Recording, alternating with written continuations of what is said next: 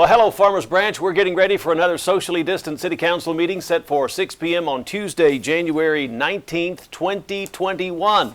We all have to get used to saying that now. From Farmers Branch City Hall, this is the 126th edition of Council Countdown here on FBTV. Hello again. I'm Jeff Brady. And during the next few minutes, we're going to review the upcoming City Council consent agenda and also run down other items on the regular agenda for the second meeting of this new year.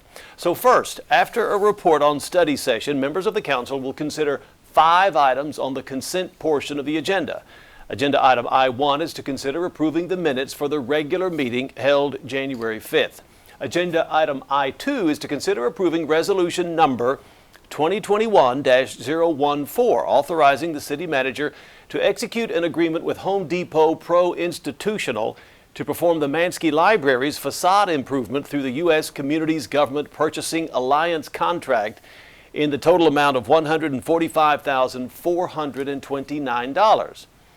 Now, the current budget includes $2.55 million for the renovation of the Manske Library, and one of the renovation elements consists of a front and east facade improvement involving the installing of a fiber cement exterior board product. The city retained Quorum Architects to provide a concept elevation and elevation key plans for this facade improvement to the library, and the city solicited a quote from Home Depot Pro Institutional through the U.S. Government Purchasing Alliance based on the Quorum Architects plans. City administration recommends approving resolution number 2021-014. Agenda item I-3 is to consider adopting ordinance number 3674, amending the Farmers Branch Code of Ordinances, Chapter 34, Environment, Article 3, Air Pollution, and amending Section 34-141, Definitions, amending Sections 34-142, Smoking Prohibited, in its entirety, and then adding Section 34-145, Signs and Other Requirements, to align with the recent comprehensive zoning ordinance amendment establishing an entertainment overlay district. So the background here, in April of 2019, the City Council approved ordinance number 3564, prohibiting smoking in any public building or within 20 feet of any entrance, exit, open window, or ventilation intake to any public building here in the city. Well, since that date, the Planning Department drafted a city-initiated zoning amendment to the City of Farmers Branch Comprehensive Zoning Ordinance, which established an entertainment overlay district with land uses allowed by right on the east side of Farmers Branch. So the overlay district was discussed in the East Side Comprehensive Plan, and it's approximately 376 acres in size and generally bounded by the Spring Valley Road on the north, Midway Road on the west, Simonton Road and McEwen Roads on the south, and a portion of the eastern city limit line and Inwood Road to the east. The land uses allowed by right include smoking establishments. Well, ordinance number 3564 prohibits smoking in any public building with the exception of cigar bars and tobacco shops. The smoking establishment definition in the amended comprehensive zoning ordinance is broader than just tobacco shops and cigar bars. So Chapter 34 Environment, Article 3 Air Pollution needs to be amended to allow for smoking in these businesses also. Changes to Chapter 34, Article 3 adds the definition for smoking establishment and amends the definition of smoker smoking. The amendment to Chapter 34 also amends Section 34-142 in its entirety by regulating where smoking is permissible, including golf courses, tobacco shops, cigar bars, and smoking establishments. And finally, Chapter 34, Article 3 is amended by creating a new section 34-145, establishing the regulations regarding signage and the placement of ashtrays and other smoking paraphernalia near building entrances. So, it's a lot to take in, but the city administration recommends adopting ordinance number 3674 to change all this wording. Agenda item I-4 is to consider adopting ordinance number 3675, amending Article 5 Food Establishment Rules in Chapter 26 Businesses, providing for the regulation of food establishments operating in the city. Now, in January of 2019, the City Council approved ordinance number 3549 to adopt amended Texas Food Establishment Rules, or TFER 2015. Since that time, environmental health staff here in the city has changed and food establishments have faced a significant business challenge with the COVID pandemic. Environmental health staff in the city has met with several food establishment owners and managers, as well as other city department staff members regarding the food code and food inspection services and business challenges they're facing. Environmental health staff took the concerns and assessed the existing ordinance regulating food establishments and existing policies to determine what improvements could be made to the existing code and policies to be as flexible as possible and yet still meet the state standards established in the TFER. So, city staff has created an annual and seasonal permit and associated fee for food trucks versus only allowing temporary event permits. The fees for the annual and seasonal permits are designed to incentivize the food truck operators to apply for these categories versus just the temporary event permits. And this will eliminate the logistical challenge of requiring an inspection of that truck before each and every event. Furthermore, our city staff identified ways to streamline the process and ensure similar operations are treated the same while considering safe food preparation and service.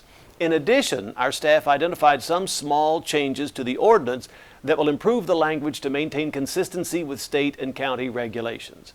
And finally, the proposed ordinance also provides minimum standards for grease trap pumping that align with Texas Commission on Environmental Quality Standards. So, City Administration recommends adopting ordinance number 3675. And agenda item I-5 is to consider adopting ordinance number 3676, amending ordinance number 3668, Chapter 46, Miscellaneous Offenses of the Code of Ordinances of the City of Farmers Branch, Texas, by adding Article 6, establishments not licensed by the Texas Alcoholic Beverage Commission, the TABC. So here's the background. The city currently does not have an ordinance which regulates the on-premise consumption of alcoholic beverages for establishments which are not licensed by the TABC.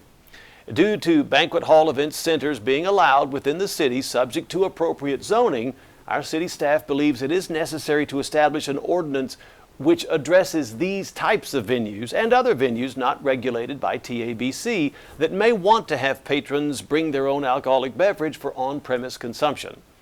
So the proposed ordinance includes, but it is not limited to, the following provisions. First, a permit shall be obtained by the city for BYOB venues which allows for the suspension and/or revocation of permits for venues not complying with the city's ordinance.